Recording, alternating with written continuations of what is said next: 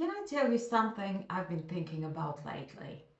I think we started celebrating the wrong things. We celebrate followers, views, money, awards, the biggest house, the fastest car, the person who arrived first. And don't get me wrong, there's nothing wrong with success. I've spent years building businesses.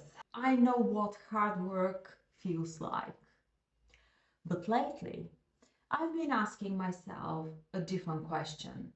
What do I actually admire? Because admiration is powerful. It quietly shapes who we become.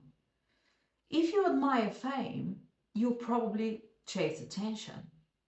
If you admire money, you might spend your whole life trying to earn more of it.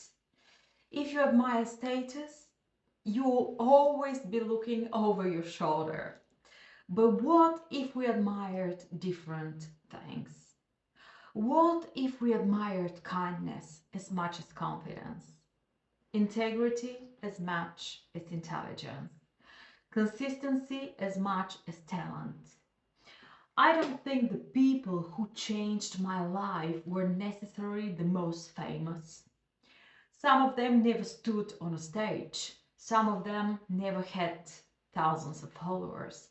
But they made me think differently. They made me feel differently. And somehow, years later, I still remember them. That to me is influence.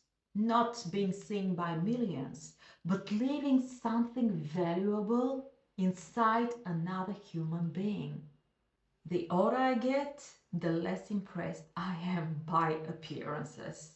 I'm much more interested in character, in people who keep their word, people who show up, people who make others feel safe, people whose success hasn't changed the way they treat others. Because I think that's the kind of success that lasts. Maybe that's why I've stopped asking who's successful and started asking who do I genuinely admire? Those are two very different questions. And maybe that's a good question for all of us. Not who do I want to become, but what kind of person deserves to be admired. Because one day, people probably won't remember what we owned or how many people followed us, but they will remember how they felt when they were around us.